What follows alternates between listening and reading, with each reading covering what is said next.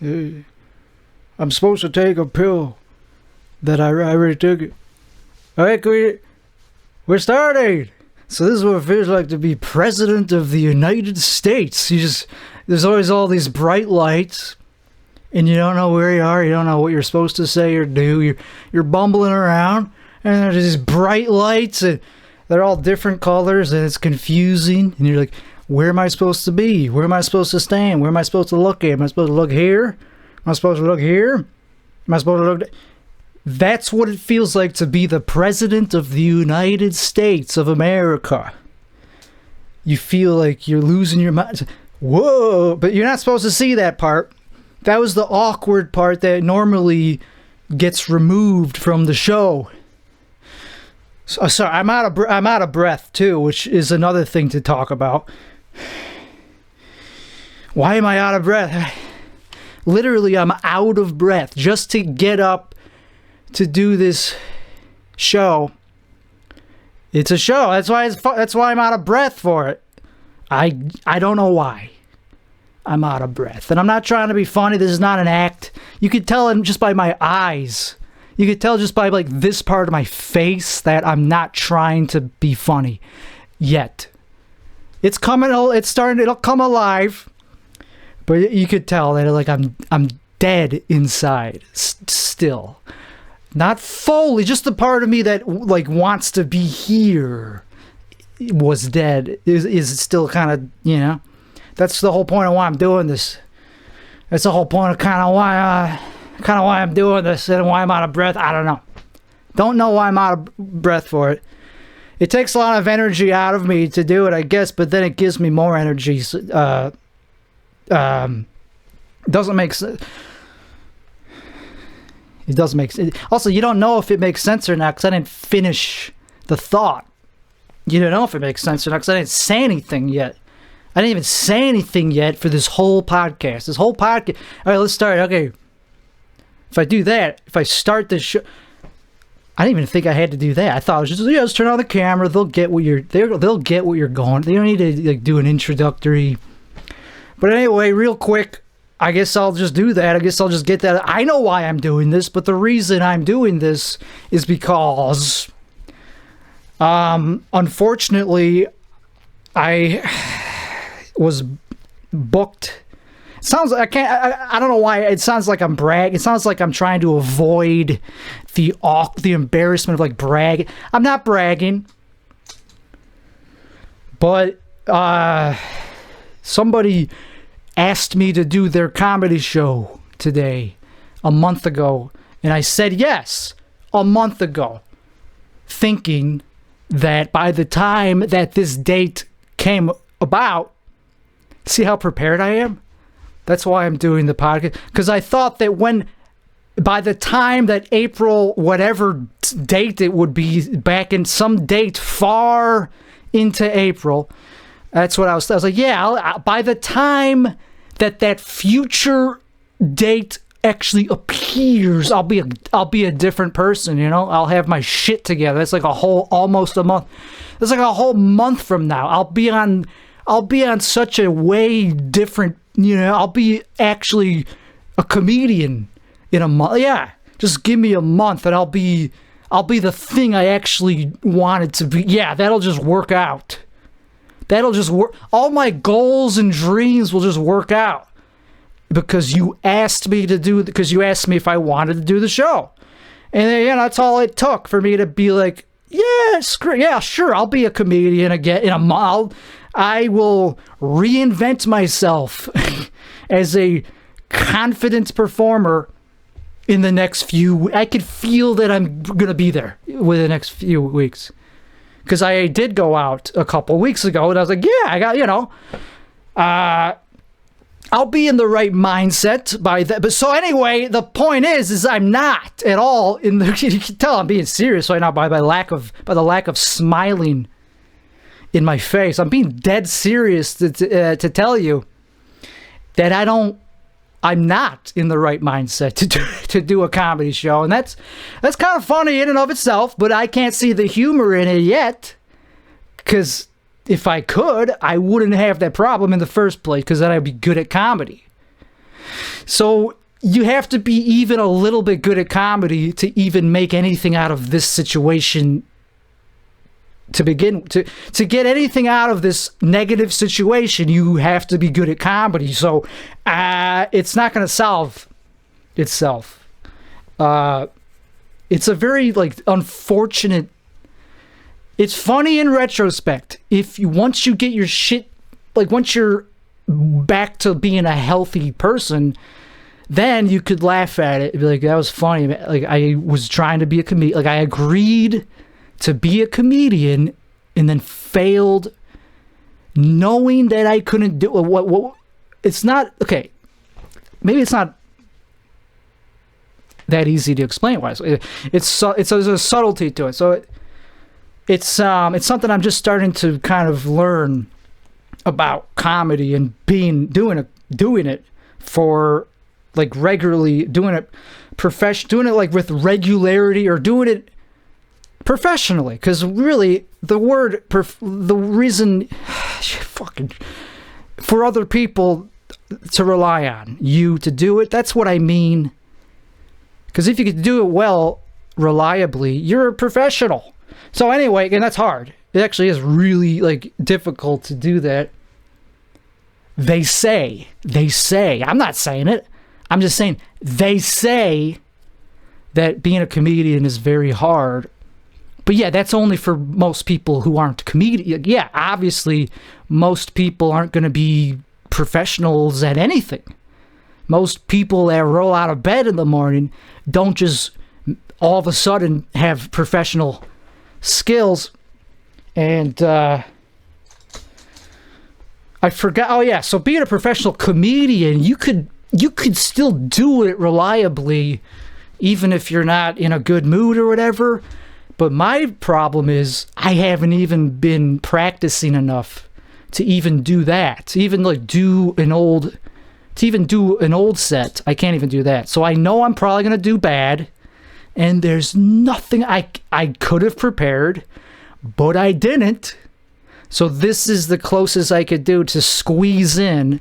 This is last minute rehearsal for a show, is doing a solo podcast to nobody, 16 people. Okay, some people will see this. I'm not trying to discount the people that will hang on every disgusting word. I mean, it's just, I need to get a microphone that doesn't pick up everything that I'm doing, because you can really, just the nerves.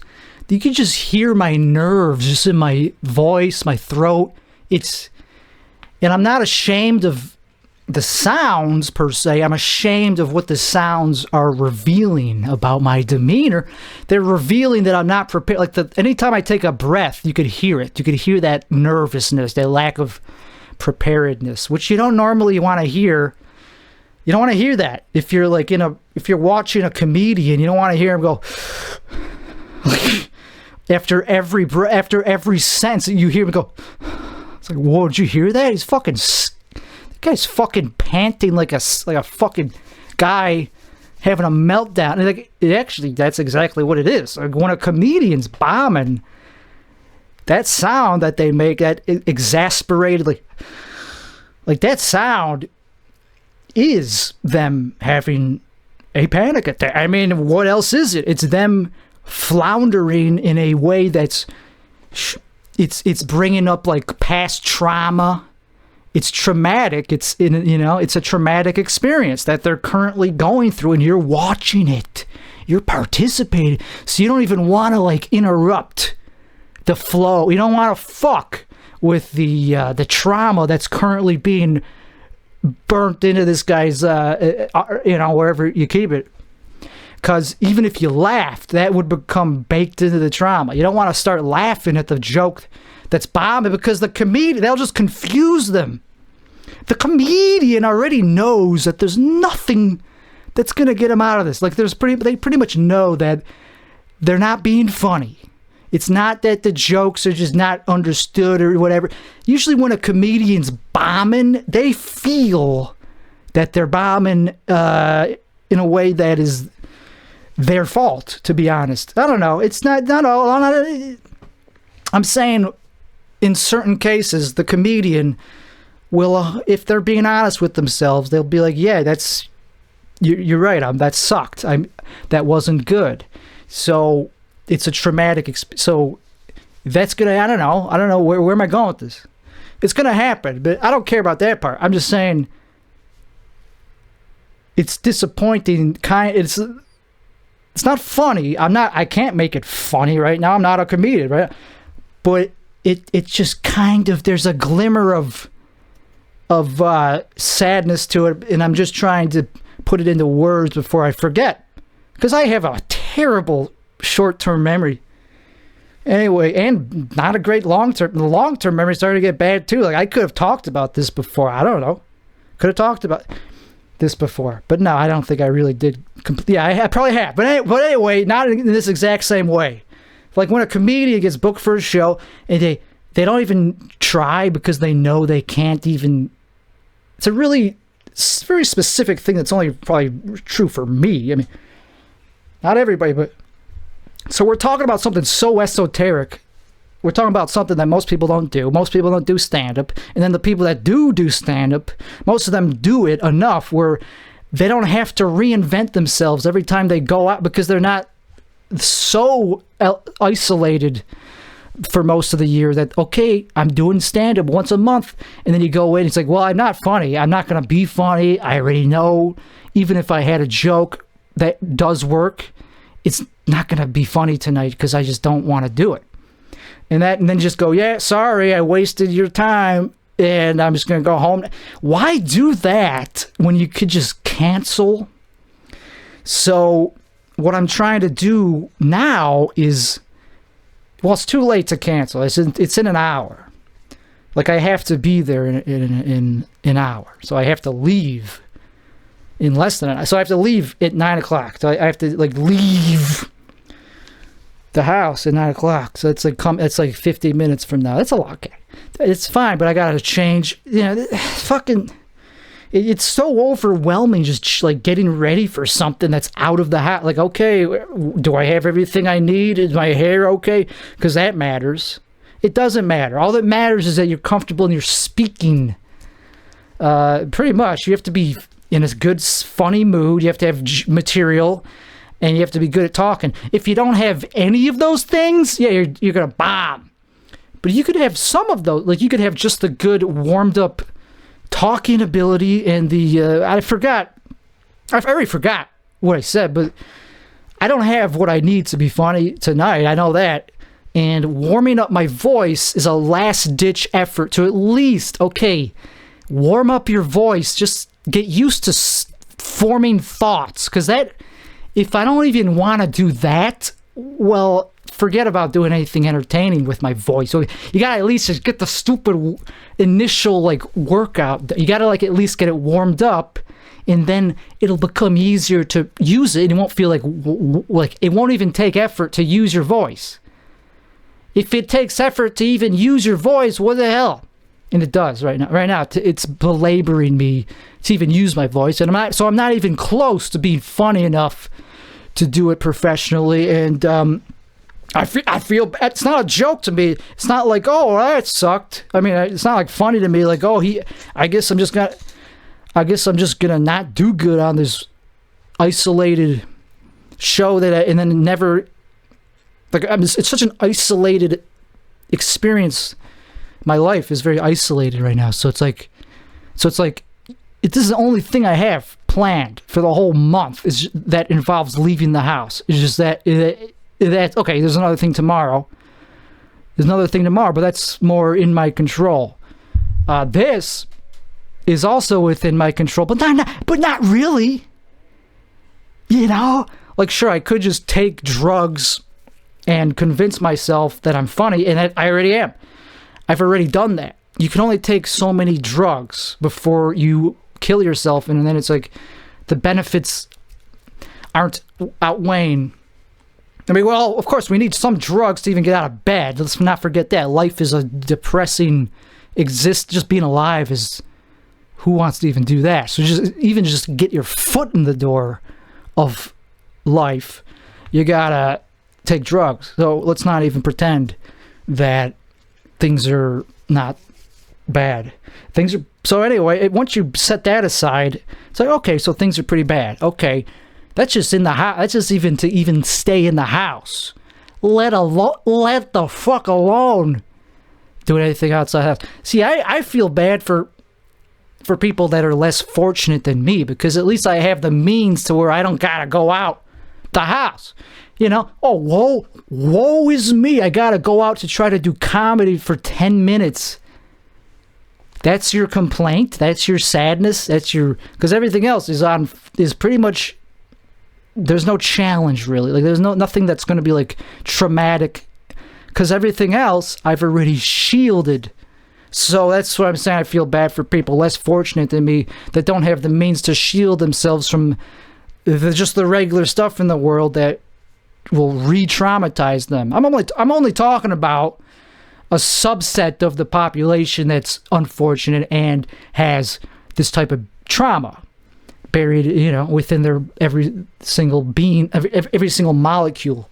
So anyway, I'm not the only person who has that, and so I'm just saying, I feel, you know, I'm slipping through the cracks, like I'm plowing through the years without much trauma happening, like re-trauma. I mean, you know, unless I really think about it, it doesn't take much to get re-traumatized. That's why I don't leave the house. All it takes is one tiny person showing the slightest sign of like not being respectful or something, and then it'll ruin my day, and I'll be thinking about, but it's chemical because I'll smoke weed or something, and it'll be like, why was I so angry? So chemicals play a role, but let's just say we took all the chemicals out. What is left in my being? Well, nothing. Well, there's a lot in there. There's a lot in there, but it's so buried. It's so like frozen because it's blocks. There's blockades that prevent my core, who I am as a person, from coming out. And also, maybe that's a good thing because who I am as a person is like a very scary negative thing. Like if you have buried, if who you are is undefined, it's probably a good reason that it's undefined because you're evil. I think that's what's at the crux of me. If I was like had unlimited resources to just be anything, I wouldn't be like pure evil, but like I just think there's something there. There's obviously something there that like the true you. The reason you don't show it very often is because I don't know, it's evil, but also it's bullshit to think that you know, like even if you're kind of evil, you should still not be like self isolating. It's definitely not like whatever I have is definitely a disease. It's definitely like a problem.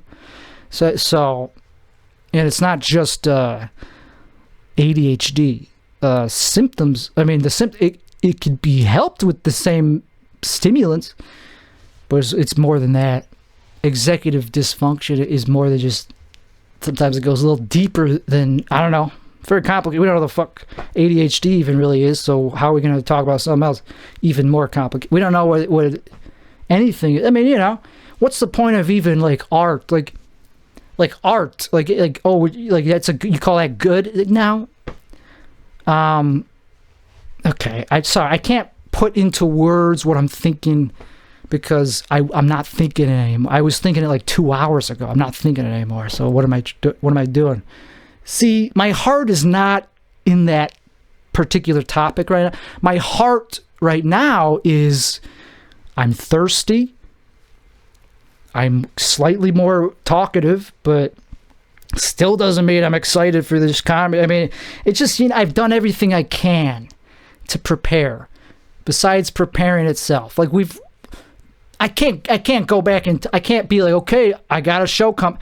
The best thing to do to prepare would be to just do a couple open mics. That's all it would take to prepare. Just do a couple open mics. But the thing is, you can't take a night off. You got to do it every night leading up to the you can't take a single day off. And you can't even take less than a day off. You have to do it the day of to be good enough for the show. And that's what this is. This is the pregame. And going by how this is going, I could already tell it's going to be horrible. Like, the only thing that would make it good is if I did something that I'm not allowing myself to do, which is like to drink alcohol. That's dark. Alcohol is a dark drug because it makes you happy. I mean, I hate to say it, but it puts you in the moment. It just makes you happy. It just turns down the negative. It makes you feel like how everything is supposed to feel, and like it just makes you happy, and that's pretty much it. And then you're happy. You're actually able to interact with people because you have no more baggage. It kind of just frees you of your baggage. So, if you need it for that, yeah, that's where it gets a little bit complicated of like, well, if it's solving the problem, and if it's really the only thing that soothes you, I guess you could keep doing it, and it's legal. As long as you're not driving drunk. I mean, you're only really hurting yourself, and you're soothing your wounds. It's not solving the problems. Alcohol, obviously, it keeps you away from your problem. That's the whole freaking point of it. And it's like, duh. That's what we need it for. That's why it's such a useful, valuable tool. That's why it's legal. Like, it takes away your like, it temporarily makes you forget about your problems, and like, hey, it's the weekend, let's just have fun. That's why we need it. I don't give a crap if you're just doing it for fun. Like, there's two categories. There's alcoholics, and there's people that just drink socially. That's how they do it. That's how people categorize. They go, yeah, you drink socially, or you're an alcoholic. It's either one or the other. Or you're just sober, which means that you used to be an alcoholic, which means that you're an alcoholic. So there's really only two categories, because everybody loves the feeling of alcohol. Everybody loves that feeling of happiness, carefreeness that it gives you in the moment. Like, yes, I'm actually having fun, right? I'm actually experiencing fun with a capital F. That's what it gives you for $5. You just pay, boom, I'll take a drink, and you just do it, and as soon as it hits your system, your body, your brain is thanking you. Your brain is like, okay, tonight's happening. Tonight's a night. It's like, instead of just being a cold fucking. So anyway, that's what alcohol's for. I don't do alcohol. So I have to be a superhero. I have to somehow transcend out of this funk, this sober reality. Everything is shaded in the color of reality. Like, everything's the color of the colors of the world. Like, everything's just naturally colored. How do you rise up out of that darkness that is the natural world? Like, the colors of the world, they're just naturally dark. How do I do that? That's the job. That's the hard part. Sure, I could just take a bunch of drugs that make me happy, that will convince me that I'm funny, and then I could just do crowd work. Who gives a crap about material? Then I could just do crowd work. That's a skill. You still need to be good at that. But I'm good enough at improvising and making funny faces that actually you don't really need to be good at crowd work. You just need to be so good at something. You just have to be good enough at something that you'll be able to get through this show. Because if you go on stage with enough of some kind of energy, people will appropriate. They will adjust and be like, okay, well, I guess that's what he's fucking doing. He already decided that that's what he's going to be doing, so I guess we are either going to strap in or completely opt out and just, like, might as well just look on our phones for the whole rest of the set, or just go to the bathroom, because it's either him or not. It's either we take what he's... So that's something you could do. You could just be like, you know what? Fuck you. I'm crazy. Oh, you think I'm nervous? Fuck you. You're nervous because I'm crazy. That's one option instead of material, instead of preparing. Instead of preparing, you just rely on your natural honed skills as a mentally ill person. You just go, well, I'm crazy, so I can just go up there and just do that. And No, you can't. Unless you're good at, unless you have been doing it for long enough to have honed that particular skill, which I can, but I still prefer to be pretty drunk, because then it completely makes you feel like you're in this toy, isolated world, and you could really do a good job, like, committing to the show, because you feel like you're in this magical entertainment world, that there's no such thing as tomorrow, that's only right now, and you're watching what I'm doing. You have no, this is it. This is me. I'm a crazy person. So that's an option, you know, because the typical thing that people do, and that did kind of remind me of something else. It's like, yeah, as long as you're like going up, as long as you're doing something, as long as you're good at something, storytelling or crowd. Okay, so crowd work, I wouldn't say I'm good at it. I'm afraid. I don't like talking to people, because it's awkward to be talked to. Like, I don't like when people talk to me, just because I don't like the attention of like, and you feel like you're stealing attention from the comedian if you're in the audience and you're talking and whatever.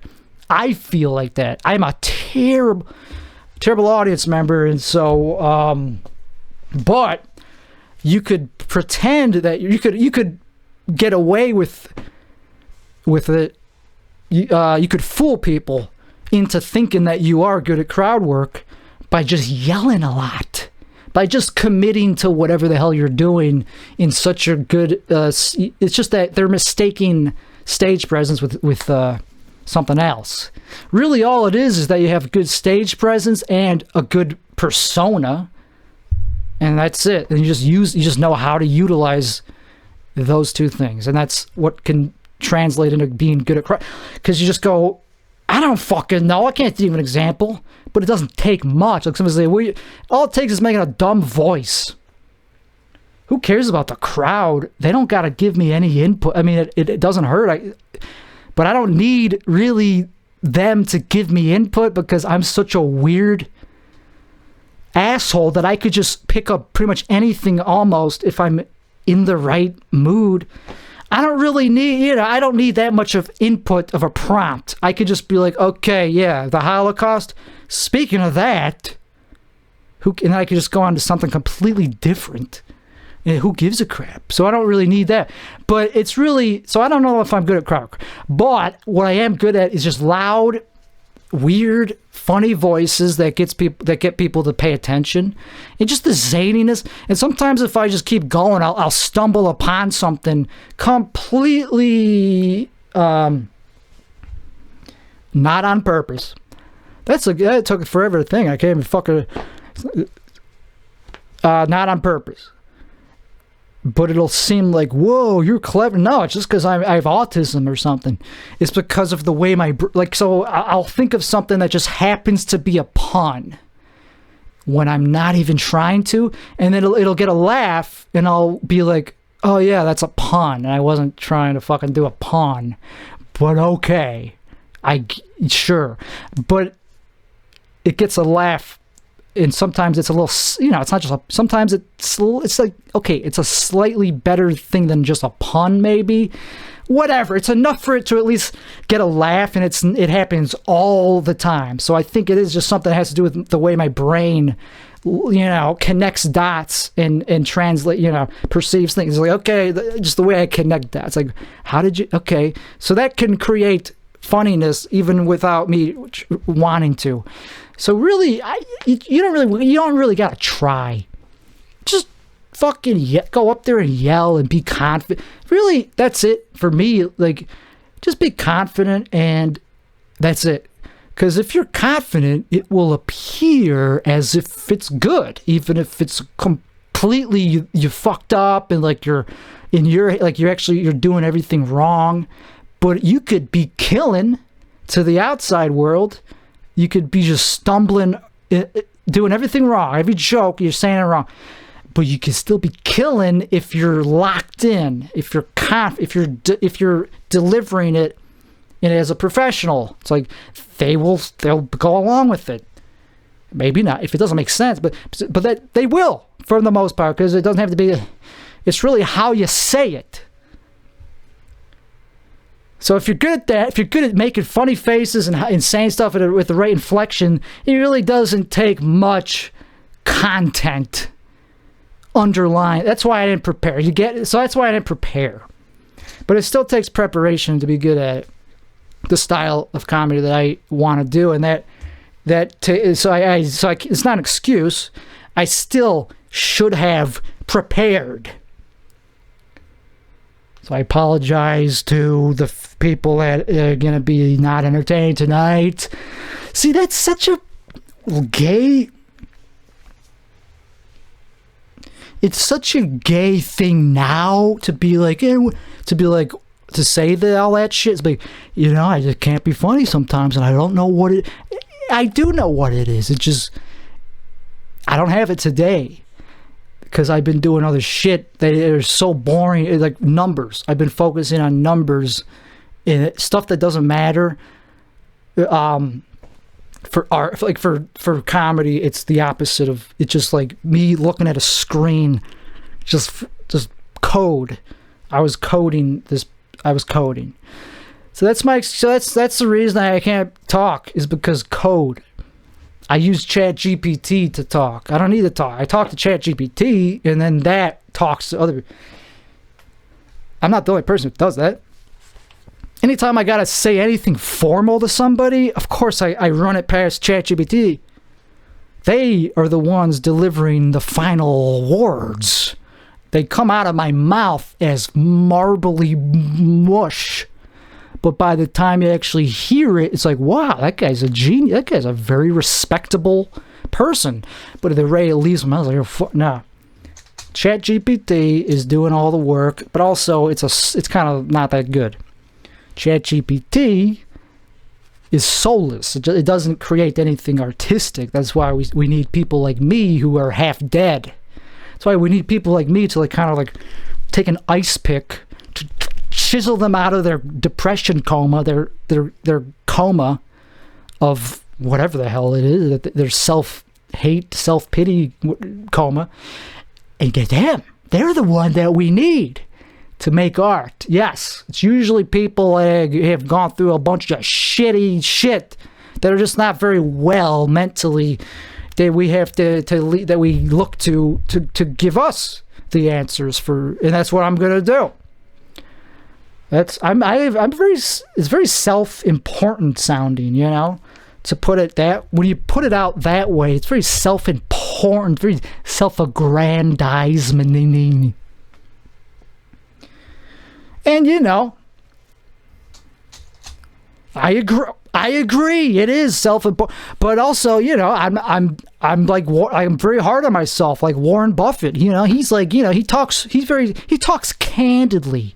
He talks candidly about... I don't know why I had to say the word candidly. I just thought it'd be fun to say candidly.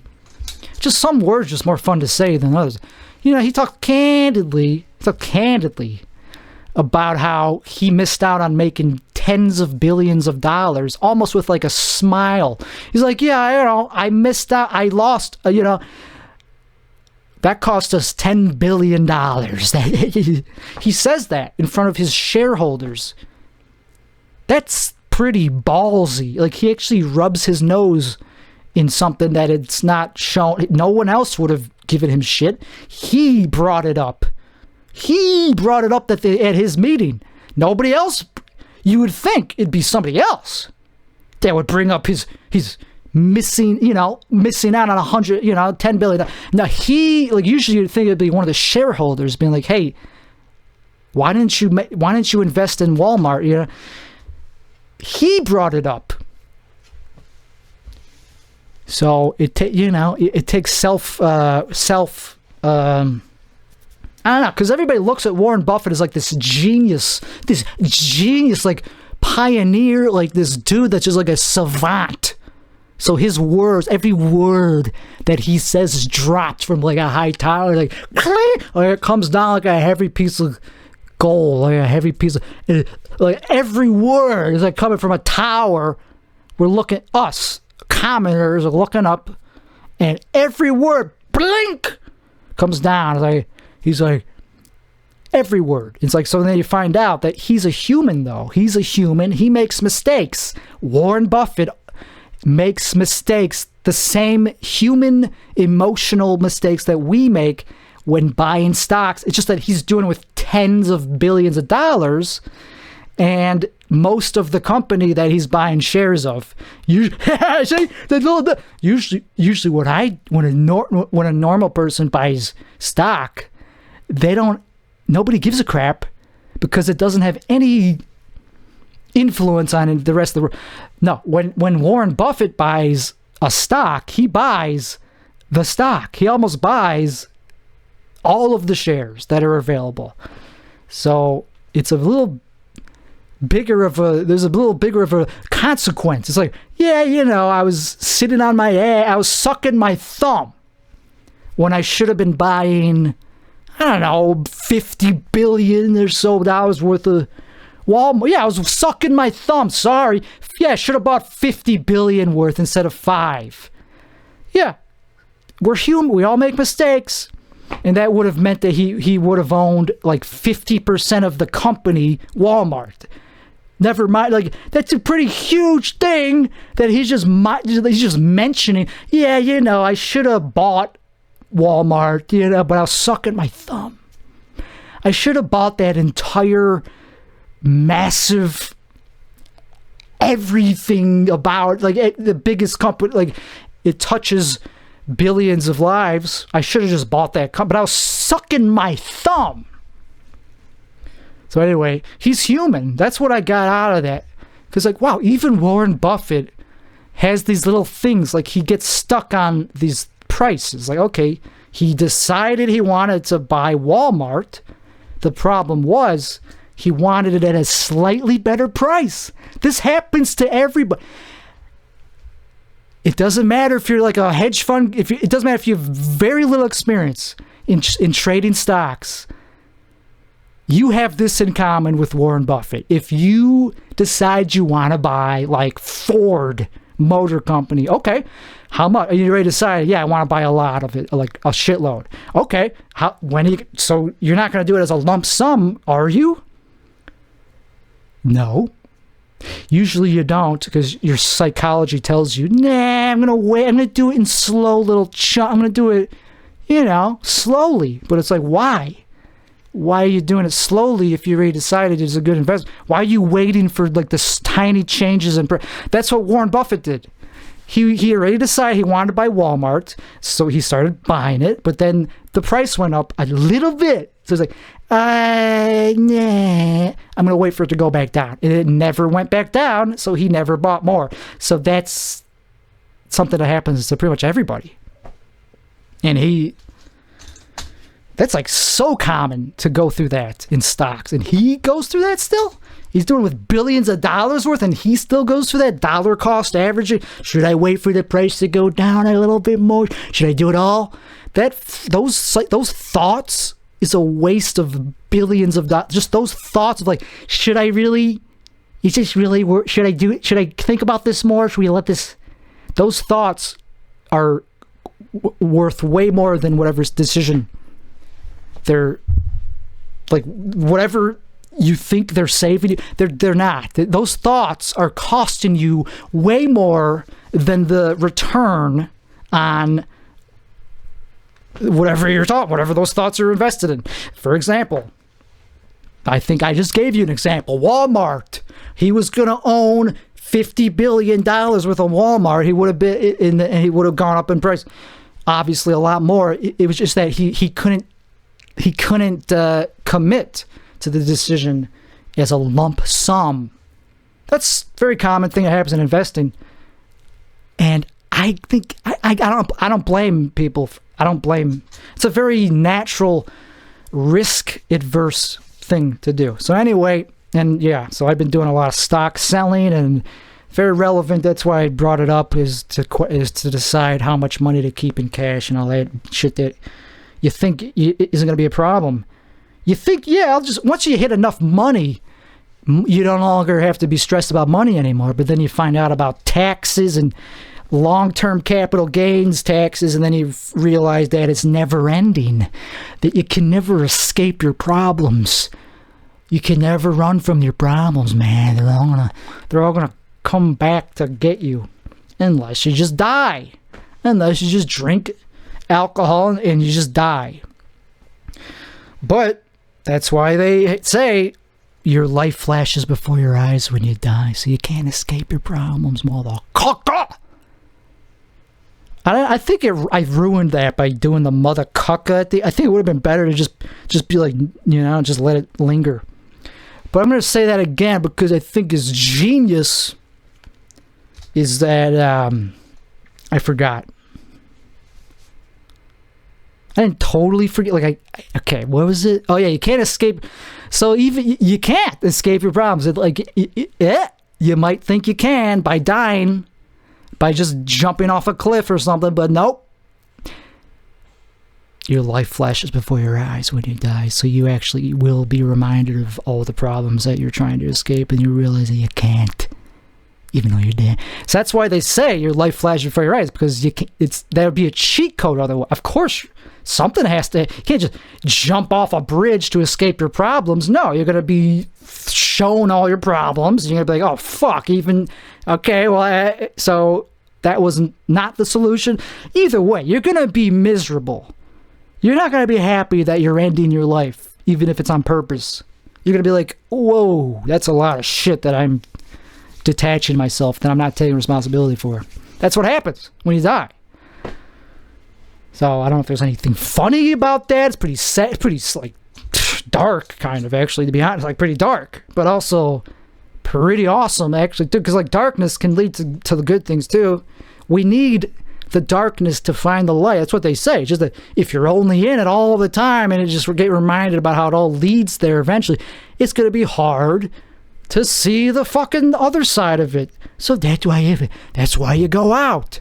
That's why you go around other people that also have similar viewpoints, and then they show you that you are valuable as a dark person, and then you realize, yeah, we solved all the problems. Okay, I'm just kidding about that. It just reminded me about race. It was like, because I said you're a dark person. Of course, that made me think, okay, sounds like you're talking about black people. Sounds like something that's like not true. You're not a dark person.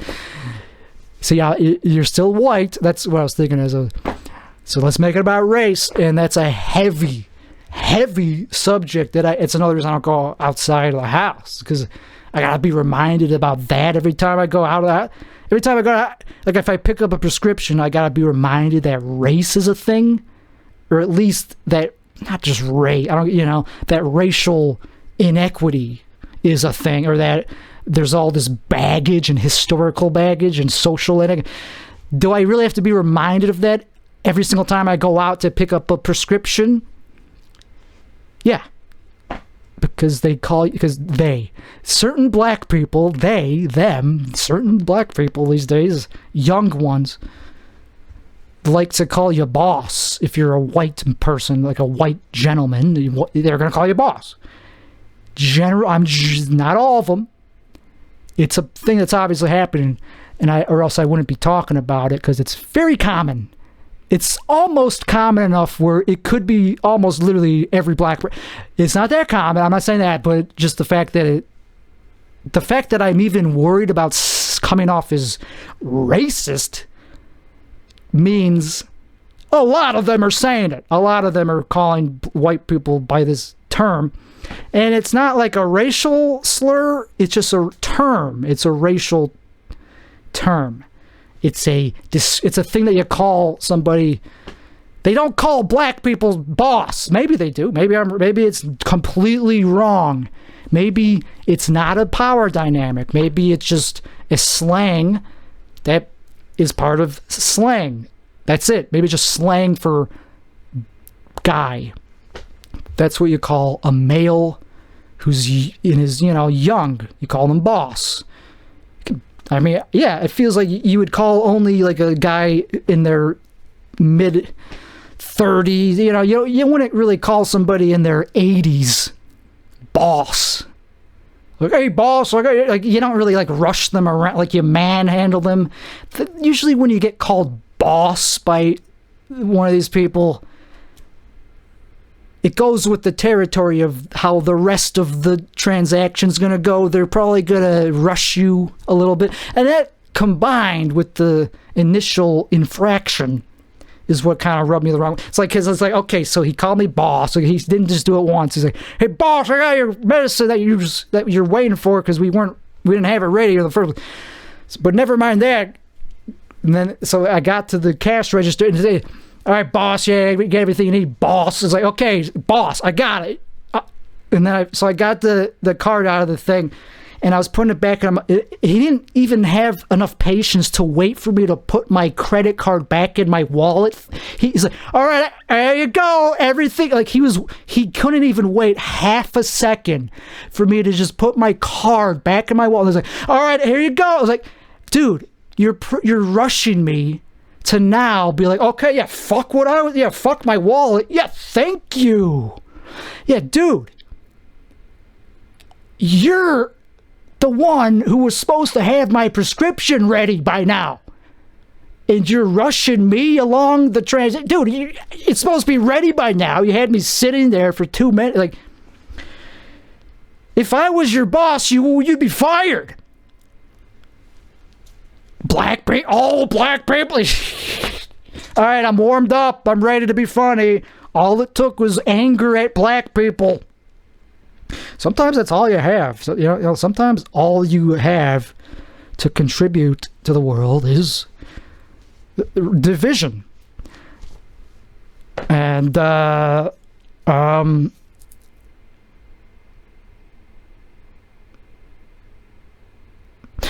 should have ended it by now. No, that was a great place to end. I'm gonna stick with that punchline. I'm not gonna explain why it was okay to fucking say it.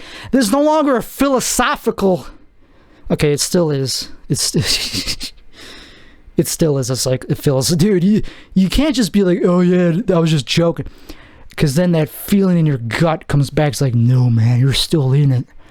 You're still in the psychological, philosophical.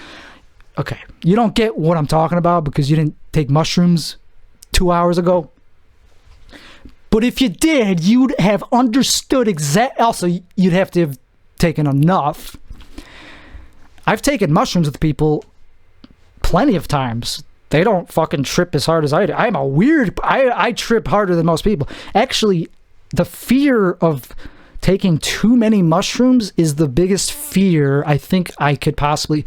Like, I fear that more than anything else. More than death. Not more than death, because that comes with the same... That comes with the flashback. So never mind, you can't fear anything more than that. Can't fear anything more than that. You might not know that you fear it. That's the thing. You don't know what you're afraid of until it happens to you. That's another thing that they don't tell you about trauma or about wisdom. And all right, well, thank you. I don't care about the lighting or how good this was. There was some nuggets. There was some nuggets of truth in there. Of touch, of personal. Who cares about? It's not about truth. It's about like personal. I'm trying to put my personal fingerprint on this thing, and we're gonna use ChatGPT to do that, to improve upon that and get clips and shit like that. All right, there you go. Peace and love. There you go.